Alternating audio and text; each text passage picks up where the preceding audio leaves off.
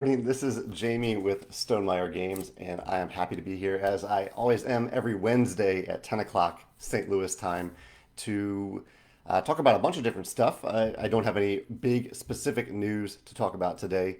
Really, I'm just here to answer your questions, to share some little fun stuff and about Stonemire Games, and to discuss some random topics. Today's chocolate, I don't have chocolate of the day on my desk. What is my chocolate of the day? We got cupcakes yesterday, so I got a cupcake cookie dough. It was a cookie dough cupcake, and it's really delicious. It does have chocolate in it. Those little mini chocolate chips, really, really delicious. So that'll be my chocolate of the day. I'm gonna have that after lunch today. What's your indulgence of the day? Are you treating yourself to anything today? Um, the I would say the kind of the news this week. Oh, good morning, Tim, Tony, Chad. Thanks for joining in today. Carlos is here too. Um, the somewhat news today, I would say the main thing about Stonemaier Games that is very visible this week is that reviews went live for Red Rising, the advanced copy reviews. I did a blog post about this on Monday talking about our process for I don't know, selecting, revealing, and etc. Things related to advanced copy reviewers. We send out usually we get about a dozen of these, and we send them out to advanced copy reviewers and a few non-reviewers like Rodney at Watch It Played and Dusty at the Mill. They get copies as well to talk about on their channels. And we try to choose a diverse array of channels, diverse array of people to offer their perspectives to you. And typically we lean towards smaller reviewers with smaller audience bases that we're excited to give them some more exposure and grow those audiences, and some channels that we've worked with for a long time, like Tantrum House. They've it's been fun to see Tantrum House grow and grow and grow. They're an amazing channel, especially for early previews and reviews of games. As usual, I don't watch any of the reviews, so I shared a bunch of reviews on Monday, not knowing at all if they were positive or negative. So because I want you to have a completely unbiased perspective about these games when you're deciding to buy our games or not. So yeah, that's a little glimpse into it. You can check out the article on Monday if you want more details, or go to the Red Rising media page on our website to see a variety of reviews there. Tim's joining us from Scotland. Matt says, "Thanks for making life more fun." That's awesome. That's a wonderful thing to say, Matt. Thank you. Yeah, that's a huge part of my goal at Stonemaier Games, to bring joy to tabletops worldwide. That is our literally our mission statement. Eric is joining us today. Eric wishes Biddy happy birthday. Biddy isn't with me right now. Hey, Biddy, you want to come by? Biddy? But Biddy's 14th birthday was yesterday. Biddy is my cat, one of my cats, one of our cats, and he turned 14 yesterday. So I gave him a lot of treats, a lot of love, a lot of cuddles, and some catnip for his birthday. Ryan says that he is hooked on the Red Rising books since he recently started them. I love hearing that. It's one of my favorite series. I'm so excited to be making this game and sharing this game with you. And I love hearing when people discover the books through the game. And I'm equally excited to hear Red Rising fans who aren't maybe modern gamers get into modern gaming through the Red Rising game. The pre-order is next Wednesday. March 3rd is when will open the pre-order. A question I've been getting a lot about that is when will you sell out? And I don't know. We've made, as you can probably see from the collector's edition boxes, we've made 15,000 collector's editions. And we'll probably aim to sell around 14,000 of them. Usually we need to have a buffer in there in case we sent too few to a certain region, too many to a certain region, that type of thing. And we've never sold out of a product on the first day of a pre-order. In fact, we rarely sell out of a product during the pre-order. And by the pre-order, I mean like the 4 day period, March 3rd through 6th is the pre-order period where we'll be offering a discounted price on the game. We've never sold out during that period. Actually, no, most of the time we haven't sold out during that period. For Tapestry, we did sell out of around 10,000 copies of Tapestry in just over 30 hours. So I don't think you need to be rushing in the morning of March 3rd, especially if that's not a time where you're available or that you're awake. I don't think you need to rush to get a copy, especially since the order in which we receive orders has no bearing at all on the order in which we will ship games out. The order for that is champions first, and then everyone else. And within the champion category and within the everyone else category, we ship based on optimization. So our fulfillment center might ship all orders to California on one day because it's more efficient for them to ship out a bunch of copies like that. Or they might ship out all copies that are completely identical, like all orders that are just one copy of the game. They might focus on that. It's completely optimized. It's not based on the exact order of when you placed your order on March 3rd. So I think if you place your order anytime, definitely on the morning of March 3rd, and probably anytime on March 3rd, you should be fine. And you might even be fine March 3rd, March 4th, 5th, and 6th. I don't know. Again, we've already made this game. It's already made. It's already on the way to fulfillment centers. So it's not like we're accepting pre-orders to then make the game. There is a finite quantity in the first print run. But we will make more. If we sell out, we are happy to make more, especially if there's enough, well, there needs to be enough demand for us to actually make more. So we will gauge that demand if we do sell out. That's a very long-winded answer. And also, one thing I didn't say very clearly there, the pre-order opens for everyone at the same time on March 3rd, on the morning of March 3rd. Usually it's sometime between like 9:30 and 10 a.m. St. Louis time, right before I go live on this video. Let's see, Chad says, I noticed the 6 houses were very similar to the 6 die faces of the Rising die. Did that happen organically or was it planned? It did happen, I would say, pretty much organically. This is a Red Rising question from Chad. We designed, the house design was a work in progress throughout much of the design for the game. And the Rising die was also a work in progress. That was something that wasn't in the original design of the game, and we added it in after we figured out how we wanted people to, what benefits we wanted people to get when they drew from the top of the deck. And I think, yeah, eventually we ended up linking those two things, 6 sides of the die, 6 different houses. Yeah, so they ended up being linked, but I don't think there was an exact order to the design of those two. Let's see some compliments about specific reviewers, which I always love hearing about specific reviewers. Ryan says he really likes Before You Play, and Carol also liked the quality of the reviewers and the selection of the reviewers. Joshua says, did I see the Stardew Valley board game announcement yesterday? I did, yeah. I happened to actually dig into it today. I looked over the rule book this morning, and it looks pretty cool. It looks like a fairly heavy, well, not a heavy game. It's a rules heavy game. I think it's a 24-page rule book, which is pretty big. I guess that encapsulates the size of Stardew Valley, but I'm wondering how welcoming that will be to people who don't know, who know Stardew Valley and are not hobby gamers. Hopefully that's not a major deterrent to them, because the rules do seem pretty well laid out, pretty well explained. It looks interesting. Yeah. I didn't go too deep into the game. I only played it for a few days, but it is a really cool digital game, and I'm curious to see what people think, especially what reviewers think about the tabletop version. Tim says he wonders if the Red Rising game will have a measurable impact on book sales. I'm curious about that as well. I might ask Pierce's agent about that at some point. I definitely don't want to bother Pierce about data like that. But at some point, yeah, I might ask if they saw a spike. In fact, I'm pretty sure they saw a spike when we made the announcement and over the last few weeks. But I'm curious if they'll see a prolonged impact, prolonged increase in sales based on the game. We'll see. Connor is here. Connor's joining us today, even though his Kickstarter is live, and I'm sure he's very busy. Connor, thanks for jumping in today. Danielle says, and Tim wishes George a happy belated birthday. I don't think I knew it was George's birthday. George, happy birthday. Oh, yeah, here George says he had a real game of Tapestry yesterday for his birthday. Happy birthday, George. That's wonderful. Which, did you pick your civilization for the birthday, or did you play randomly?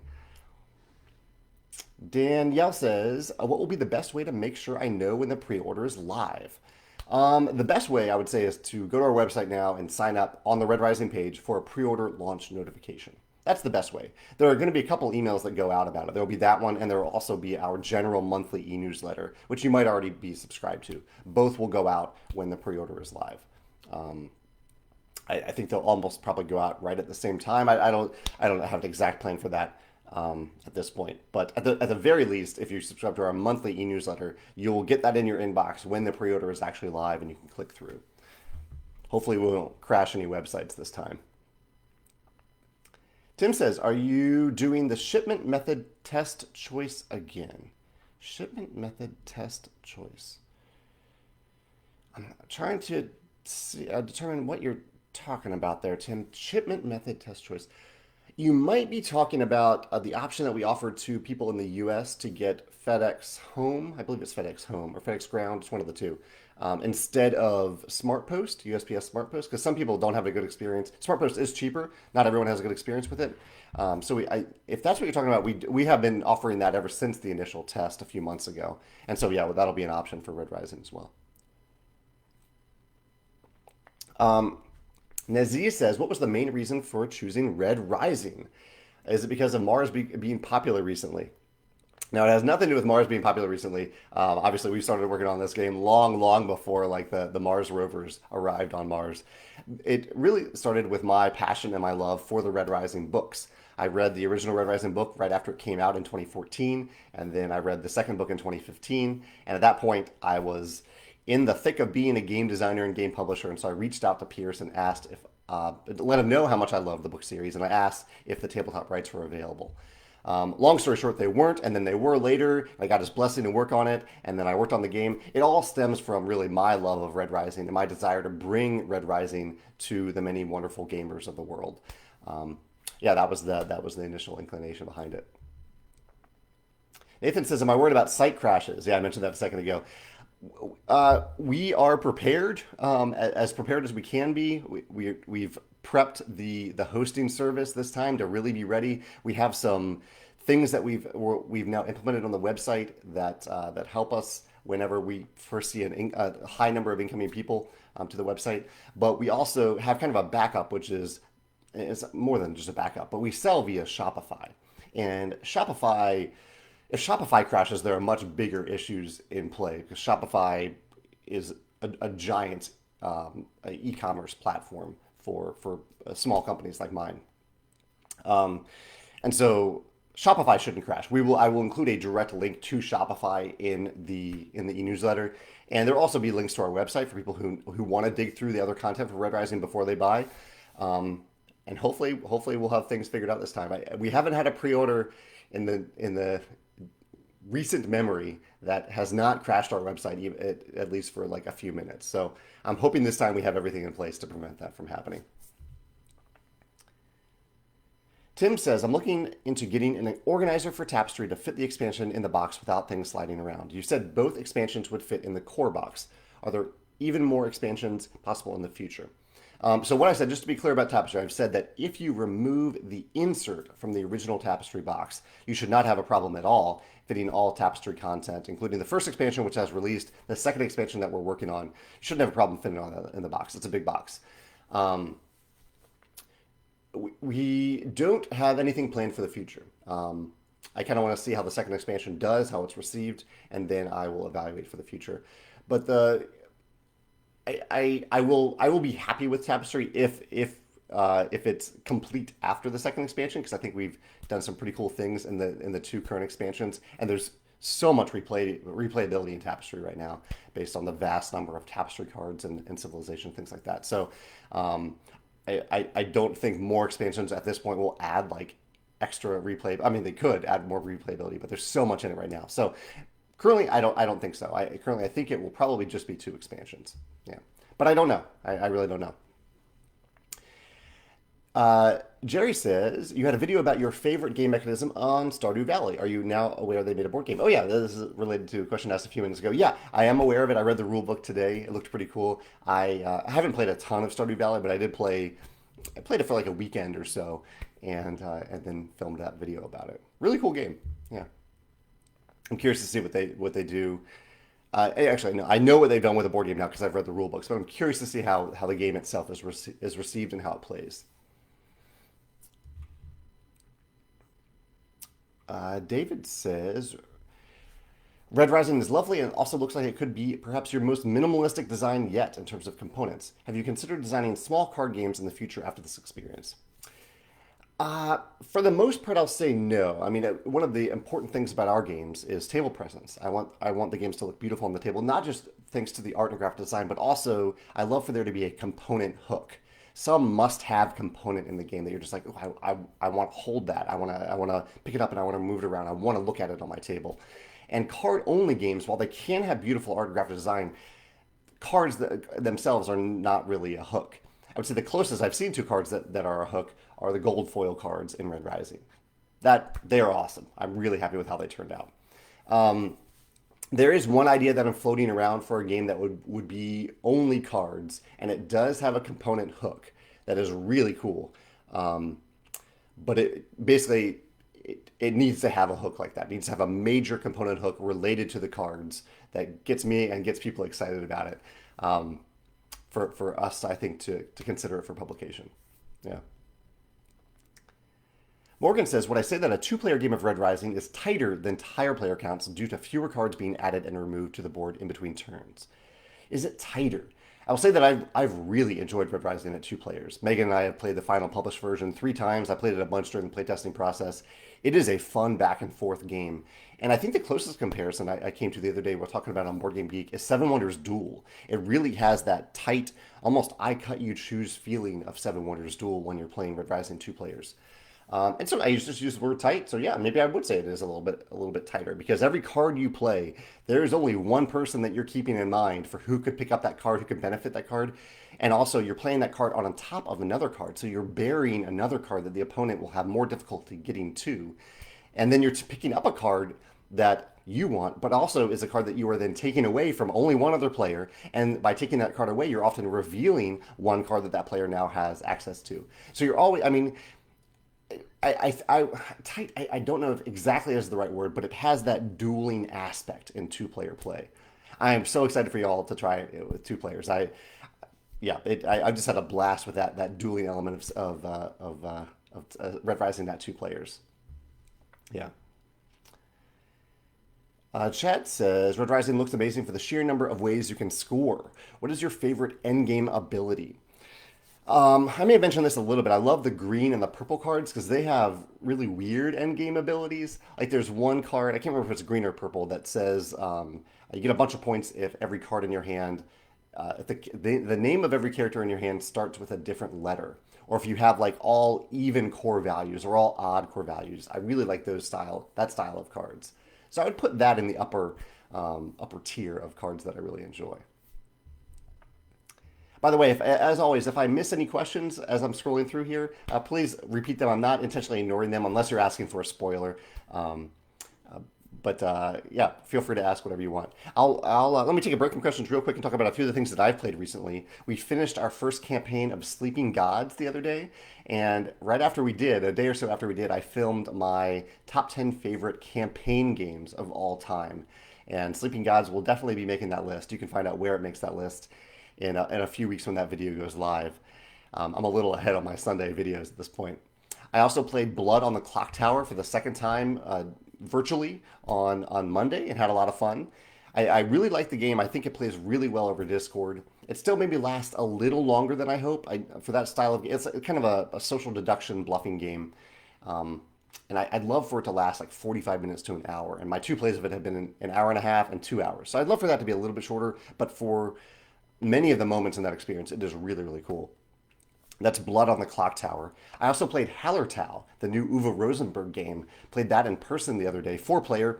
We masked up and played with some friends in our bubble, and had a lot of fun with that. That was really, really cool. Played Hallertau. Uwe Rosenberg does some really interesting things with farming. I mean, he's so good at approaching farming in different ways, and he does it again in Hallertau. I have a video coming out about that on Friday. And what else have I done videos about recently? We also played a game that was submitted to us on Sunday.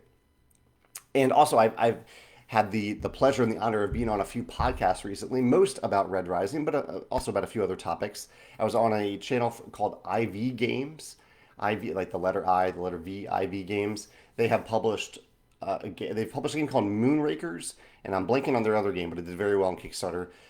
Great chat with them the other day, and had a chat with the guys over at Perspective. It's a channel called Perspective, and we talked about campaign games leading up to my top 10 list that I filmed for my channel. And I also chatted, this was a lot of fun, I chatted with my co-designer Alex and with one of the artists for Red Rising, Miles Bensky. We joined the Hail Reaper podcast on Saturday for a fun chat. I usually don't do podcasts on the weekend. I like to focus on more creative work on the weekends, but it worked out, and we had a lot of fun talking to the Hail Reaper guys.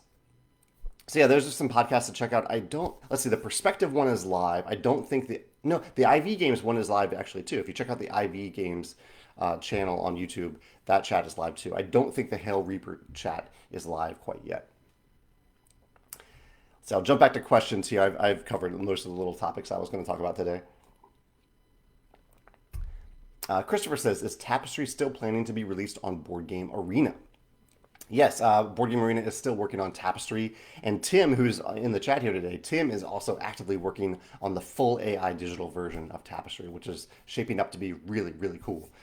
So yeah, Tim is working on that right now, and it should be on Board Game Arena at some point too. I don't know the schedules for either of those at this point though. Uh, Elaine says, book sales, how about library reservations or audiobooks? I don't know if we get data on library reservations, but libraries do buy books. The way that libraries get books is that they buy them from the publisher. So library sales tie into book sales as well. Cody says, can you show any early prototypes of the Red Rising game or any other games that you've designed? Just curious what a prototype looks like. I do have some photos that yeah, I should have probably shared these on the design diary because I do have some early photos. There might be, I don't think there is one posted on the design diary, but yeah, I do take photos of prototypes and sometimes I share them as long as they don't mislead people. Sometimes people see that prototype and they think it's the actual game, no matter how much I put a disclaimer about that. And so I tend to be a little careful about doing that. But I do have some photos of early prototypes of Red Rising. They're all recycled at this point, and I will perhaps share them at some point in the future on the Red Rising page. Ryan says, asked about the price for Red Rising. Yeah, I mean, one of the reasons that we don't reveal the price before the pre-order is that it might change. Like we are still actively discussing what we think is the right pre-order discount because we do offer a discount for the March 3rd through March 6th pre-order. So I don't have an exact price to offer you yet. The MSRP for the retail version will be less than the collector's edition, but we also don't reveal that because if we reveal that now, we will start to see retailers already start to sell the game before even our pre-order, which we don't want that to happen. Especially since they don't have all the information about the game yet, including they don't know the retail release date, which we will share with retailers and people on March 3rd. But if you want a rough idea, I don't know, set aside $100 and you'll be pleasantly surprised that you're spending less than $100 on the game, and then you'll have extra money to spend on something else. Jazz is here from Lobby of Hobbies. Jazz says, he says there's some great reviews out there, and he says it looks fun. He's looking forward to, oh, try it. Thanks, Jazz. Yeah, I'm looking forward to sending you a review copy as well, Jazz, in the very near future. Ray says that his wife is pregnant due on April 1st. Wow, congratulations. That's coming up fast. He says, where do babies come from? That's a big question, Ray. Yeah. I will take that just as a fun question. I don't know how to answer that. Mira is here, my old gaming friend Mira. Good to see you, Mira. Dave says he loves the social justice elements of Red Rising. Feels so relevant for real life at times. Yeah, that's one of the things that I love about the allegory of the Red Rising books and what we put into the game. And that's one of the reasons that we wanted to donate something to the ACLU, the American Civil Liberties Union. We ended up donating over $10,000 to them last week in the name and in the honor of Red Rising. Mike says, have I thought about getting copies of Red Rising into libraries that have a game collection?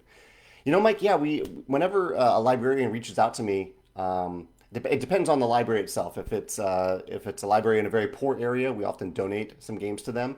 And I know it's hard to gauge exactly what's happening here, but basically, I know that libraries have a budget, and so typically I offer libraries our games at an educator discount that they can buy our games at a discount as part of their budget for games. Because libraries, I think, the whole point is that they buy books and they buy other things to offer people, and so we do offer libraries a discount if they contact me.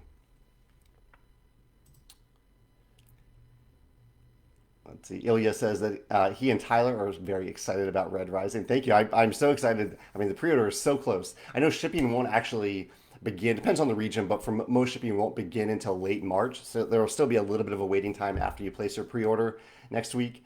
But I'm so excited to get it out to you. George says for his birthday, he He says we have handpicked the civs for a fun synergy between them, and he picked the spies. Very cool, George. Yeah. Justin says, I know you cannot mention if you are working on another game with an IP, but would you be open to working with IPs in the future? I am open to it. I think it would take the right IP for me to be open to it. I mean, there are many IPs that I love. I've mentioned like Star Wars, Lord of the Rings. I love those IPs, but we don't need another Star Wars game. We don't need another Lord of the Rings game. Um, so it would have to be a Red Rising level game for me, like an IP that I personally truly love and have loved probably for quite some time. Enough time to put our energy, our resources, our money into such a game, um, and probably one that is big.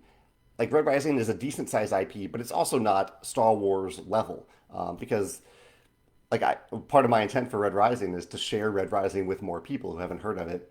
Everyone's heard of Star Wars. Everyone's heard of Lord of the Rings. So it would have to be the right IP. I think I'm mostly more inclined to work with kind of building new IPs, whether the IP originates with Stonemire Games or with, say, an artist, like what happened with Scythe. I am more inclined to do that. Julia says, "Am I going to be showing any pictures comparing all the collector's edition versus retail pieces for Red Rising?" There is a photo on our website right now. If you go to the Red Rising page of our website, you can see a photo that really shows all of those components. They're right next to each other. It's the two boxes and the components right next to each other. If you want close-ups of those components, they will be on a video soon from Dice and Dragons. Dice and Dragons has the standard version of the game plus the collector's upgrade pack, and so you'll get to see the comparison between those components in an upcoming video from them very soon, I believe. Let's see. Leslie says that they received their Wingspan playmats today. Oh yeah, the double-sided Wingspan playmats. Those are being shipped to many customers. I think some fulfillment centers are still receiving them, but yeah, they are starting to ship. I'm glad you got yours. Kinga says that they and their partner started reading Red Rising and look forward to playing the game. That's awesome. I love hearing people discover the books after they heard about the game. Let's see. Gerald says, did I say the champion membership does not send out a reminder before it expires? No, it does. The champion membership always does. Well, it's actually me sending out the reminder. So if you sign up to be a champion today, um, and the reason you might do that is a variety of different reasons. The primary motivation for us creating the champion program is so that you can support the 100 plus articles I write every year to benefit my fellow creators and entrepreneurs, or the 150 videos I create every year to help my fellow game designers and publishers, and myself. I learn a lot from those videos, those conversations. And as a perk, you get a 25% discount on all products that you order from us, from our web store, for a year. And you also get priority shipping. So if we're shipping like a non-champion order and a champion order, the champion order goes out first. Um, if you sign up for a champion today is what, February 24th. Next year, I would send this in late January, you will get a notification from me saying that your champion membership is going to automatically renew unless you cancel in February. And so that would give you a chance to follow some very clear instructions on how to cancel. It's very easy to do, and it's completely anonymous. I won't know if you cancel. I won't get like a notification saying Gerald canceled his membership. I want you to feel comfortable canceling at any time. I won't take affront to it, even if I know you from these conversations like this. We try to make that process really easy for you. You get a notification. It's anonymous. It's very easy to go through, or you can just not cancel and auto renew and have a champion membership for another year. Champion membership costs $15 a year for new people who are signing up right now as champions. You can sign up for $15 a year. What else am I missing from that? I think that's everything right now. Yeah, I can come back to champions if anyone has any other questions about how. Oh, one other thing about champions. Yes, if you do sign up related to this auto renewal reminder, if you do sign up for a champion membership today, do not go into your payment platform and cancel the auto renewal right away. Wait, even if you don't trust that you want to wait for the reminder from me in a year, don't do it right away. Wait like a week before you cancel it. And you can cancel the auto renewal. You'll still remain a champion for that year, but it won't auto renew. Don't do it right away, because if you do it right away, it confuses the recurring memberships app that we use. and it creates a lot of trouble if you do that. So if you sign up as a champion and you want to cancel the auto renew on your own, just wait a week to do it before you do that. Yeah. Thank you. Hopefully that's everything. I'm happy to answer more questions about that. Jeremy says, I was curious what and when you had your aha moment in Red Rising when the game came together. The big moment, so I tried many times to design a Red Rising game, and I failed many, many times. The big moment was that I was playing a game that I love, a game called Fantasy Realms, at game night with my future co-designer, Alex. And something just clicked because one of the things I'd struggled with Red Rising, two of the things really, was one, how do I incorporate 14 different colors? There are 14 different color casts in Red Rising. How do I incorporate 14 different colors that feel different into a game? And how do I make players feel like they are immersed in the world almost as a character in the world of Red Rising instead of looking down at a world from a almost a godlike perspective. I wanted you to feel like you were in the world, immersed in the world. And we were playing Fantasy Realms and we had that moment. We were like, okay, Fantasy Realms has 10 different suits. It doesn't, each suit feels a little different, but it doesn't, the suits don't complicate the game in any way. And I don't really feel like I'm a character in Fantasy Realms, but having those cards in front of me makes me feel immersed in the world of Fantasy Realms rather than looking down at it like an emperor. And so, yeah, we had that moment with Fantasy Realms. I know I mentioned Fantasy Realms a lot because, I love Fantasy Realms. I think people should try it. I think it's a great game to have in every collection. It is a much simpler game than Red Rising. There are many, many added mechanisms in Red Rising compared to Fantasy Realms, but I think it's a fantastic game. And I love giving credit where credit is due. Fantasy Realms directly inspired that foundation for Red Rising. So yeah. Let's see. Joshua mentioned that going back to the conversation about whether or not cards can be a component hook, and Joshua mentions that see-through cards, clear cards, like in Canvas or Dead Reckoning, can be a component hook. Totally true. That's a great point. Yeah. Diego says, "Does Red Rising feel like a take that game?" No, we don't. We don't design take that games at Stonemire Games. There are a few cards in Red Rising that deal directly with a specific opponent. You might say, okay, this opponent, I am going to impact your hand right now with this card, which is essentially take that. But there are ways that you can block it, and by using that card for that purpose, it is leaving your hand. You are losing the utility of that card that could be in your hand for endgame scoring. And there are only a few cards like that. So it is possible if like I don't think it's even close to a take that game because there are so few cards that do that, and there are ways to mitigate it, and you're making a pretty big sacrifice by doing that. Like you are losing just as much as the opponent that you're targeting. But even beyond all that, if you still feel like you don't like those few cards that have that impact, you can just remove them from the game, and you'll easily still have 100+ character cards in the game. Let's see. Cadrick says, why are there so many conditions that are related to number seven? Is that something to do with the book? Really, it's just we were. I like having numerical patterns in games because it makes things easier to remember. And so, like in Red Rising, the endgame triggers are position 7 on the fleet track, 7 helium, 7 influence on the institute, and also the hand, not the hand limit, but if you have more than 7 cards, you lose 10 points for each one of those cards in hand at the end of the game. And originally in Red Rising, the original hand size was 7 at the beginning of the game, but it was just too much. It made a number of decisions less meaningful as a result. So we reduced that to 5. So I don't know, I just like numerical symmetry in games. I think it makes things easier to remember. Yeah. Zane says, have I heard of Tabletop Simulator? What are your thoughts on it? Oh, yeah. I've play tested quite a few games on Tabletop Simulator.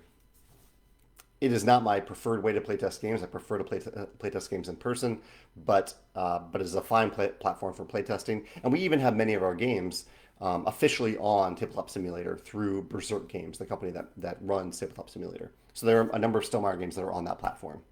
Yeah. Ilya says, how do I feel about Red Rising not being a one-word title board game?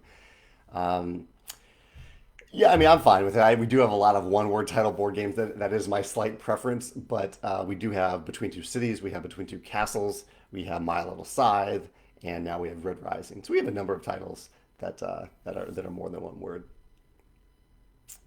Let's see. David says we're doing our top 10 list on Back of the Shelf soon. I know we discussed this with you briefly, but how do you find doing top tens? I'm finding it stressful. I find it a lot easier to do top tens when there's a very specific mechanism or topic, and that's what most of my top tens are.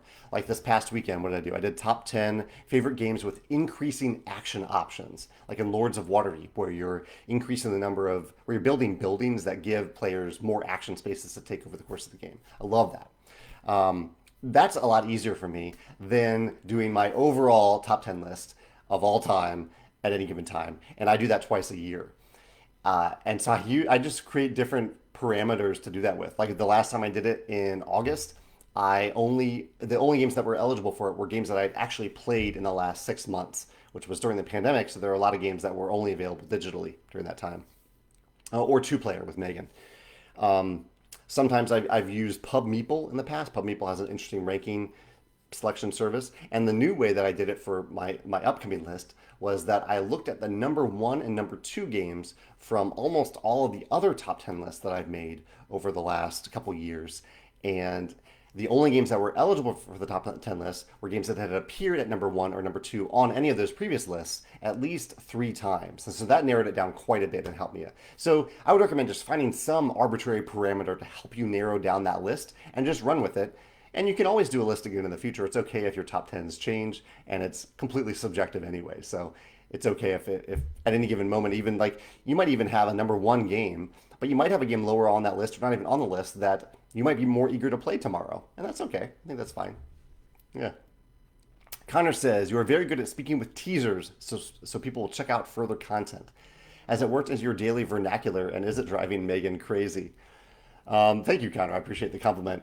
Yeah, I guess I'm just trying to be careful about not revealing something that I haven't intended to reveal yet. Um, beyond that, no, I try not to. I try not to intentionally tease people in beyond games. Like I do like teasing content about games so people can get excited about it and be curious.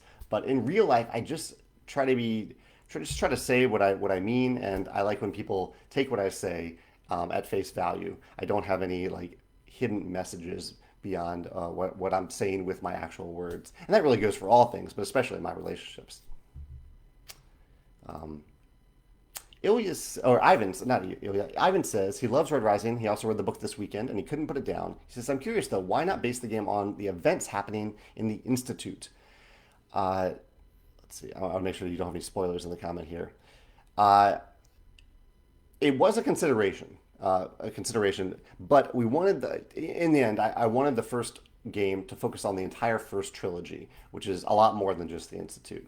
And I also did not want the game. Again, one of my main intents for this game was to introduce people to to the books of Red Rising, and so I didn't want any spoiler elements in the game, and that's why we focused on the characters instead of the story or the plot, so that we wouldn't spoil anything for someone who hadn't discovered the books yet. Yeah. Vitor says, is there a possibility in the future that we will see new expansions for Euphoria? We don't have any in the works, and I think it's unlikely. Euphoria still sells well. The expansion is sold well, but I think we've kind of covered everything that we wanted to do with Euphoria. So I don't think it's likely that we would do that in the future. And there's so much replayability in Euphoria due to all the recruit cards that are in the core game and in the expansion. Chris says, which game do you like more, Caverna or Agricola? What's my favorite Uwe Rosenberg game? It's tough to name the favorite. That's actually a top 10 list that I will be working on probably next month. My top 10 favorite Uwe Rosenberg games. He's one of the few designers that have actually played 10 games of his design. Agricola or Caverna? Um, Probably Caverna. I think I like Caverna more, but I don't want to play Caverna at like 7 players. That was a very interesting design decision for Uwe that I think he let the game play up to 10 players. And I have played a 7 game, or not 10 players, 7 players. I have played a player game of Caverna, and it is very long. It's a very long game. There's so much downtime in a 7 player game of Caverna. So I prefer not to do it at that player count again. But if I'm playing at like 3, 4 players, I would choose Caverna over Agricola. Yeah. What about you? What's anyone who's watching this? What's your favorite Uwe Rosenberg game? I would love to know your answer to that. Dave says, will I have specific distribution partners in the UK for Red Rising to help keep post and packaging costs down? Um, Yes, but there's kind of two different questions here. Distribution, our distributors are companies that we sell games to sell to retailers, and retailers sell to customers. So that's the board game supply chain. Publishers sell to distributors, distributors sell to retailers, retailers sell to consumers. What you're talking about are fulfillment centers. And yes, we have fulfillment centers for all of our products, whether they're in stock or incoming. We have them in Canada, Australia, the US, and the UK. And if you're wondering, if you're in Europe but not the UK, we do cover, we send games delivery duties prepaid. So you do not have to pay duties, even though Brexit has really messed things up in Europe compared to the UK right now. So even though we do ship from the UK, we cover duties. So you are not paying anything extra, even though it's being shipped from the UK. Lise says, did I see Pokemon Nursery, the Wingspan reskin? A lot of people like this. Any chance that it can be released? I am aware that there is a reskin of Wingspan on, I believe it's Tabletop Simulator, that does not violate anything related to Stonemire Games because it doesn't use any of our icons, it doesn't use any of our art, or any of our trademark names. So I am aware of it there. I know people are excited about it because people love Pokemon, but like I mentioned earlier, if I'm going to publish an IP, it has to be one that I'm really, really excited about. And I know hardly anything about Pokemon. I've never really gotten into Pokemon or been excited about it. So if Nintendo wants to make a Nintendo version of Wingspan, they are welcome to reach out to me and we could find a licensing deal to work with them. But it's not something that I will actively pursue. Yeah. Tim says, have I ever considered having links in a section of your website to the other works of your designers and artists? I enjoy the illustrations of Beth Sobel and Jackie Davis, along with the other games of Elizabeth Hargrave. Would love to discover more from the others. I think that's a great question, Tim. I think probably the best way, though, is to just use Board Game Geek. It's very easy to go to Board Game Geek and click on Elizabeth Hargrave and see her other designs, Tussie Mussy, Mary Poses, and to look at wonderful artists like Jackie Davis to see her art. And Jackie is a quite prolific artist at this point. You can see that on Board Game Geek. Leaf says, prototype and full render side by side. Would that help with the disclaimer? That is a great point, Leaf. Yeah, going back to the conversation about me showing photos of early prototypes of our games, as long as I show like what the final version looks like right next to the prototype version, that would eliminate any confusion about what the real game looks like. Yeah, that's actually a really good idea. I love that. Yeah. Let's see. I don't think I have any other real time. Oh, the one other random topic here is that I watched a movie called Midsummer this weekend with Megan. We normally don't watch scary movies, but we had heard that it's beautifully filmed and that's a little different than normal scary movies, so we gave it a try. And it has deeply haunted me. It is a deeply disturbing movie. But also, it is also beautifully shot. So I would recommend it if you are looking for a scary, disturbing movie that is beautifully shot. But if you don't like scary movies, I would not recommend Midsummer. It's the type of movie that whenever I wake up at night, my mind immediately thinks of some of the disturbing imagery that was in Midsummer, and I hope that goes away at some point. I guess it's impressive that a movie has had that impact on me. But yeah, it's quite the movie, Midsummer. Let's go back to questions real quick. Richard said, "Oh, no question." Yeah, I'm just scrolling through looking for questions, but I do love seeing the nice comments here as well. Sam says his wife is due with his first son on April 9th, and Sam would also like to know the answer to Ray's question about where babies come from. My answer might be that if you guys don't know where babies come from, you might have a series of other questions for your wife that you might want to ask her. Yeah. Clint says, Clint also says, asked about what do I think about the Stardew Valley board game. I read through the rulebook, or I skimmed through the rulebook this morning. Looks like it has some interesting mechanisms. I'm actually very curious what hardcore Stardew Valley fans think of how the mechanisms in the tabletop game are, to see if they represent what happens in the game. Like I know that fishing is a pretty big mechanism in Stardew Valley. I never got that far in the game, but I've heard that fishing is a big mechanism. And I was curious if the mechanism in the board game echoed that to the satisfaction of hardcore Stardew Valley fans. So I'm curious about that for those of you who have checked out the rulebook. Jared says, I saw one reviewer so far with a retail copy. How many retail copies did you send to reviewers as opposed to the collector's edition? Yeah, so we have two versions of the Red Rising game. We have the collector's edition, which we will be selling directly to consumers, and the retail edition, which will only be available for retailers to sell directly to consumers. We're not selling the retail version to consumers. We want our review copies to support both the games that we're selling and to support the games that retailers are selling. So we have sent out both versions. However, for the pre-order, for the advanced review copies, we mostly just sent out the collector's edition because that's the version that we're really promoting and selling right now. Um, we did send out, I sent out, so we have a photographer. Well, so Tim Chuan is a photographer who is also a reviewer. And so we hired him as a photographer, not as a reviewer. The review is not paid. We don't pay for reviews, but we hired him as a photographer. And so we sent him the standard version of the game because we wanted to use those photographs for to benefit retailers. So retailers can use those photographs for the retail version of the game. Um, so Tim got one, and we also had one other copy that was sent originally to Rodney at Watch It Played, and now it's on the way to Dice and Dragons, or it has arrived at Dice and Dragons.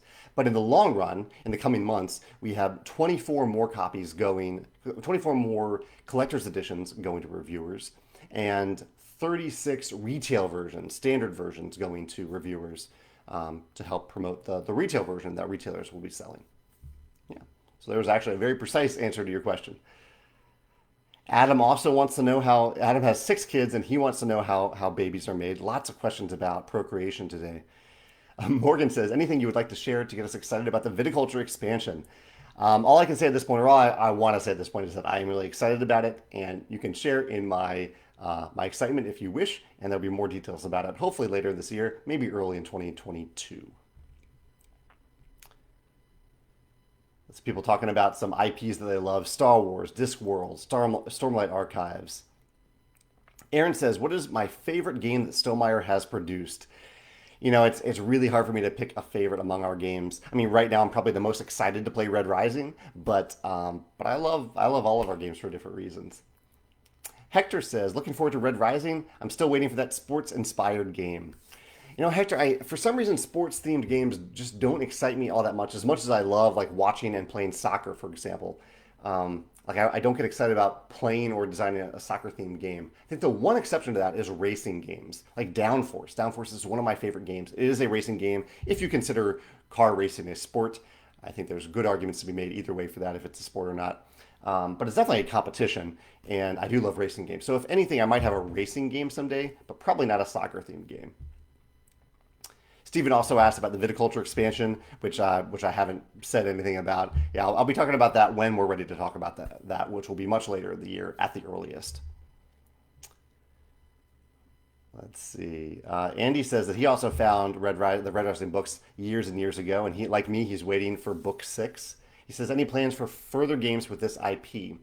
Currently, we honestly do not have any other plans. We don't even have plans for an expansion. But I think what's likely to happen is that after Pierce publishes book 6, we will consider designing an expansion for books 4, 5, 6 to apply to the original game. That is what we've very briefly talked about, Alex and I. Yeah. Max says, how do I become a Stonemire ambassador? Uh, you go to our website, you go to the Stonemire ambassador sign up on our website, and you fill out a brief form, and you'll know if you get an email in the middle of the month, an email we send to all ambassadors. You'll know if you've been selected as a Stonemire ambassador. That's how you do it. Yeah. Jeffrey says, I have recently printed and laminated the digital file of the Wingspan score sheet for use with dry erase markers. He says, I would love to do this in preparation for Red Rising. Do I have plans to upload the score sheet for download to your website? That is a great question, Jeffrey, and the answer is yes. In fact, I'll go ahead and do that now. Red Rising score sheet. Yeah, I will take care of that now just so it's up there if people want to laminate it. Yeah. I will say that please don't sell it. I mean, this is our material to sell, but if you want it for personal uses to laminate, I'm totally fine with that. Yeah. Jerry says, why did you choose to have Red Rising cards be the same size as Seven Wonders instead of regular cards? This is a great question for multiple reasons. One is that there's no such thing as a regular card size. There are definitely various card sizes used by different games. There's, the standard playing card size, like poker size cards, but there are other standard cards used by a bunch of different board games. So there's no standard size for games. We did use the Seven Wonders card sizes because we wanted to really feature a lot of different things on these cards. We didn't want you to hold these tiny little cards and barely be able to see the art or the icon to the text. The Red Rising cards have 2 layers of text on them. They have icons on the sidebar. They have icon at the top. They have text at the top, and we wanted plenty of room for the art. So it is really our gift to you that we made bigger card sizes for Red Rising that are still very easy to comfortably hold in your hand. So yeah, we did that for you. So you have a bigger card. You can enjoy bigger font size, bigger art, all those factors on these bigger cards. And we chose a card that does have sleeves widely available through Seven Wonders, but I wouldn't recommend sleeving the cards. I think they feel great without the sleeves. I think they shuffle better without the sleeves, and yeah, I just don't think sleeves are necessary for Red Rising. Lucas says, when is Red Rising coming to Tabletopia? March 1st. That's Monday, coming up real soon. Levi says, or Levi says, do I play Dungeons and Dragons? No, I don't play Dungeons and Dragons. I've only played very few RPGs. I played a little bit of the Star Wars RPG years ago, but I haven't played an RPG in a long time. Tim says, can I help? Can I help him out with Scythe? Every time I teach my wife a game, she somehow gets way better than me. I only had 3 stars down last night when she triggered the end of the game. I tell her I'm a slow builder with my plan. Sounds like based on that, Tim, that's good information that you might need to speed up your game plan a little bit. Go after maybe a few specific star targets, or also focus really on popularity. So even as your wife is maybe racing towards the stars, you are increasing in popularity to make all your other stuff a lot more valuable. Just a thought there. Yeah. Parker says, when I first make a prototype for a card-based game like Red Rising, is there certain software you use to create and print the initial test cards? I use InDesign. I'm pretty comfortable with InDesign at this point. By far not an expert, but I'm comfortable with it. And so I use InDesign for card design. A lot of people just use Excel. I think Excel is pretty easy to make cards in Excel. And there are other programs that people definitely use. But I like InDesign. I think it's very easy to use for cards. Carrie says, any plans for any more junior versions of your games? How about a My Little Viticulture where they're making the pies for use in My Little Scythe? That's pretty adorable. We don't have any in the works right now. That age bracket isn't one that we target all that much, even though My Little Scythe has sold fairly well. We don't have any in the works right now, but we might have more someday if the right opportunity arises. Chris also asked about the Stardew Valley game. A lot of people are curious about the Stardew Valley game. Yeah, I have seen it. I skimmed through the rulebook today to see what it's all about. Tommy says, who is my favorite character in the Red Rising books, and who is your favorite card art from the game? Favorite character is probably Ragnar. I really like the big obsidian characters in Red Rising. Ragnar is pretty cool. And my favorite card art in the game, that is tough. Actually, Darrow, I really do like. I think Darrow has some pretty awesome art. I think Evie's art is kind of haunting. The Evie character. There's a lot actually. I mean, I love what Justin, Miles, and Jackie did with the art in this game. Tim says he's working on an 11 by 10 challenge for Stonemire games. So playing all 11 Stonemire games 10 times each. That's pretty cool. That's a lot to do. But I hope you have fun with that. Yeah. Sam, I asked a few minutes ago what people's favorite Uwe Rosenberg game. Sam says Le Havre. And Jared says Feast for Odin or possibly Hallertau, the new release that I just played. And Leslie says New York Zoo. Oh, no, it says Patchwork at the New York Zoo. Pablo said Feast for Odin. Chris says Agricola. Jake says Midsummer is so brutal. This is this movie Midsummer that I talked about a little bit ago. He says he liked it, but it's hard to recommend. Yeah, I think it's like one that you have to recommend with a lot of caveats to let people know what they're getting into. And Eric jumped in with just a really nice comment. Thank you, Eric. Oh, he says, my blog was crucial to him being able to launch a successful Kickstarter. That means a lot to me. I love hearing that. I put a lot into the blog over the years, a lot of time writing the blog, answering the comments, and my hope is that it can help people bring wonderful Kickstarters to backers in a way that is wonderful and fair and respectful to backers. So I love hearing that, Eric, that you were successful on Kickstarter, at least in a tiny fraction thanks to some of the content that you read on my blog. So thanks for sharing that. Nezzy says he would love to have a midsummer board game. That would be interesting. Jared says Midsummer is one of the best movies I've ever seen that I wouldn't recommend to most people. Tim also says Midsummer is excellent. Yeah, a lot of little things. A lot of people are aware of this movie.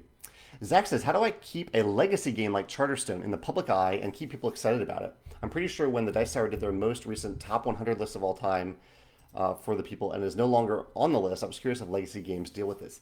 That's a great question, Zach. Yeah, because legacy games, really the whole thing about them is that they are not replayable. You can replay Charterstone after you're done with the campaign, but I don't think a lot of people do that.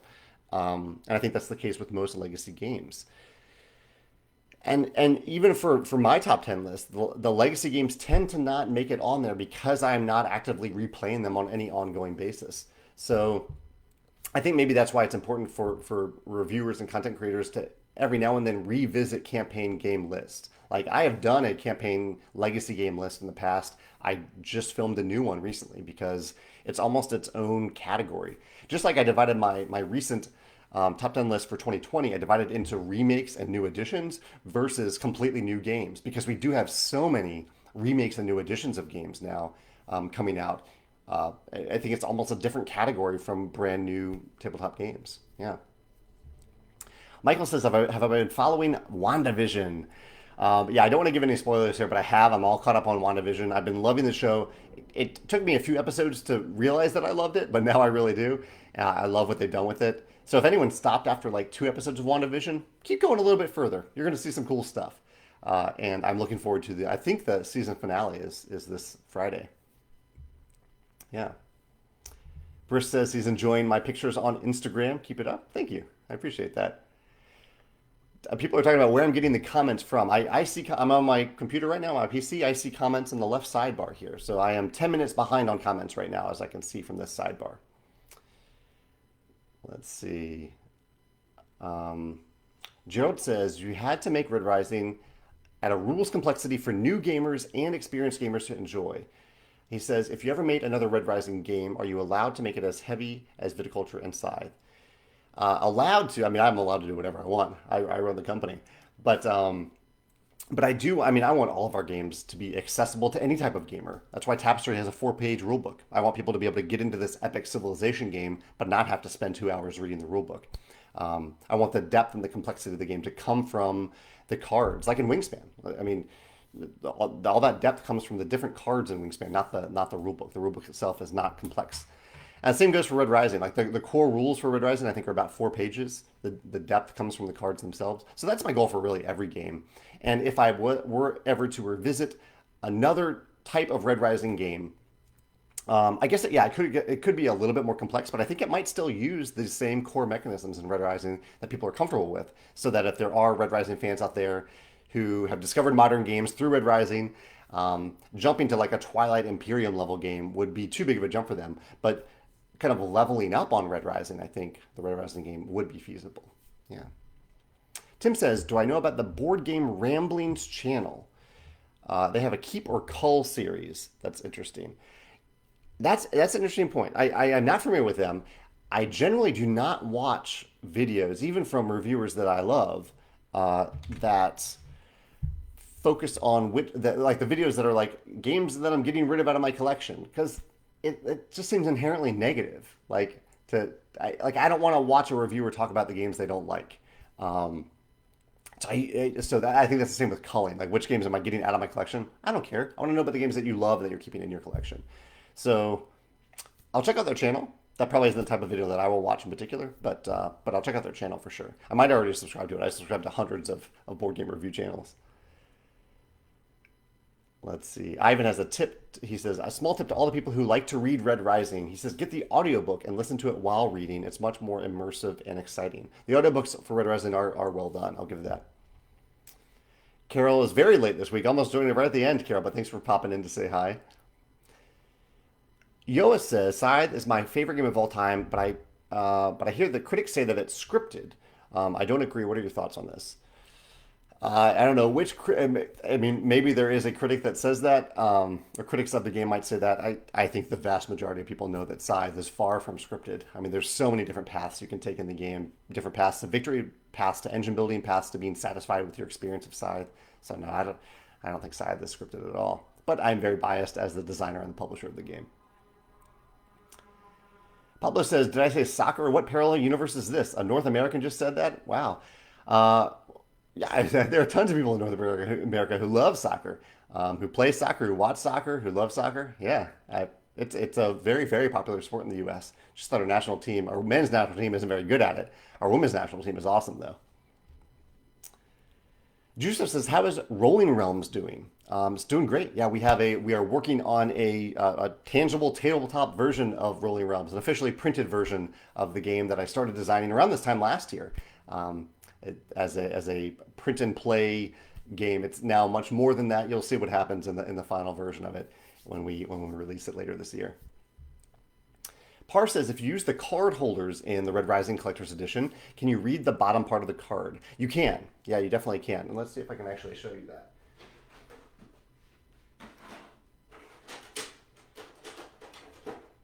All right, so here's a card. Here's a card holder. So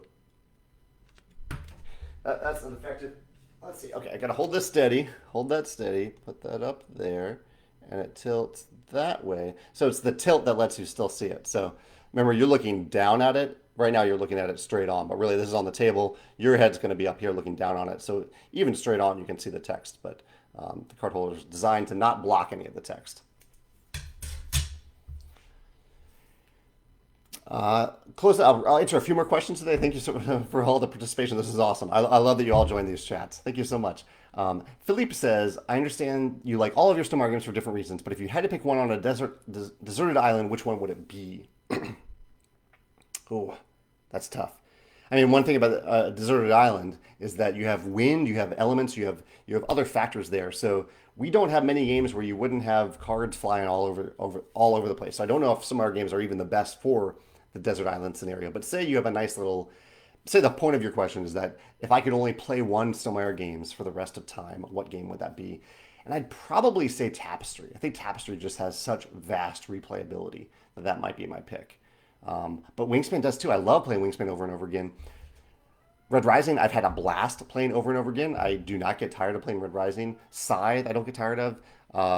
Viticulture, such replay. I mean, I really do focus on replayability in our games. So there are a lot of. I don't know. I really can't pick just one. I'm sorry. What would you pick? Which of your games would you pick for your island scenario? Tim says New York Zoo is his favorite UVO game. Tommy says, have I read the Red Rising graphic novels? Are they good if you have? I have read them. They're called like the Sons of Ares graphic novels. Um, don't read them if you haven't read the first trilogy. Wait till after the first trilogy to read them. And he says, are they good? I think they're pretty solid. Yeah. He says, was the board game art based off the graphic novel art? It wasn't. It's possible that Justin and Miles may have looked. Jackie is in there too, but Jackie didn't make any of the concept art. It's possible that Justin and Miles have read those graphic novels and maybe were inspired a little bit, but none of the art was directly based off that series. And as Andy says here, the graphic novels are a prequel, but I wouldn't recommend reading them before the first trilogy. Andy, feel free to disagree with that, but that would be my recommendation. Briss says, "Do I need to sign up for the Stonemaier newsletter to find out when the Tuscany Essential Edition is available again?" Yeah, it's out of stock right now. We are reprinting it. It should be back in stock in May. Uh, I mean, the best way to do it is go to the Tuscany Essential Edition page on our web store and sign up for a back in stock notification there. That's definitely the best way to get a notification when that specific product is back in stock. I don't. We have so many products that like maybe go out of stock for a few weeks even, then come back in stock that I don't include them all in the e-newsletter. But so yeah, I would go for the back in stock notification on the web store for that specific product. Pablo says, "Are you going to do some press in Spanish for the upcoming games?" There are some channels, some Spanish language channels that do cover our games, and so yeah, the answer is yes. Yeah. Tom says, what is the best way for retailers to have your games in stock? Virtually impossible to get them through distribution.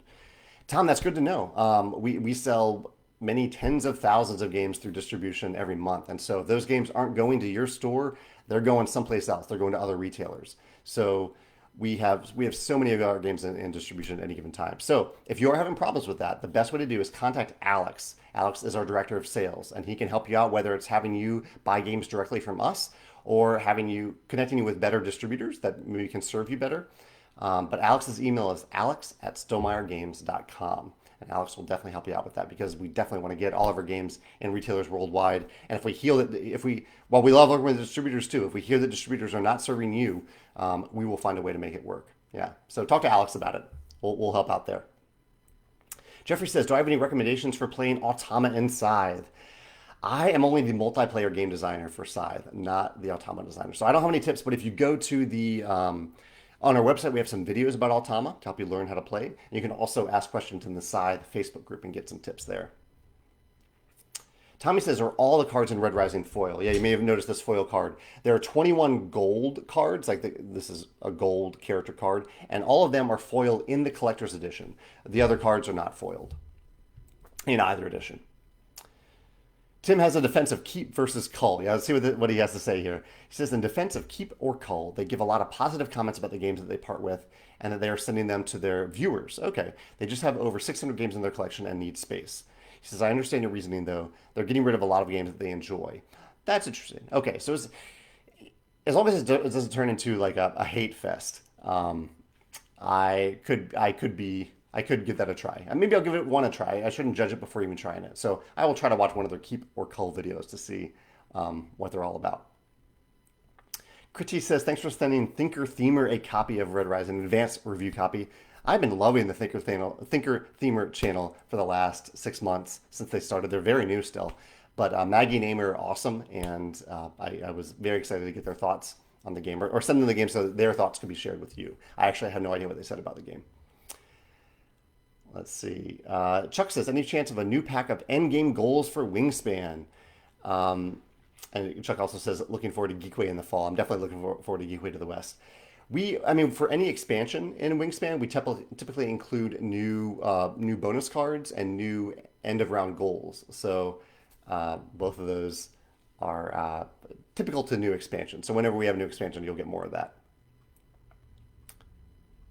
Let's see. Looks like we're almost at the end of comments here. Yeah, we're at the end of the comments. Good timing here. Thank you so much again for joining me today. If you have any questions that follow this, I'm going to pop this video over on YouTube, and that's the best place to ask questions after this video is no longer live. So feel free to ask questions on the YouTube version of this. I hope you have a great day, a great week, and I will see you next week for the Red Rising pre-order on March 3rd. See you then.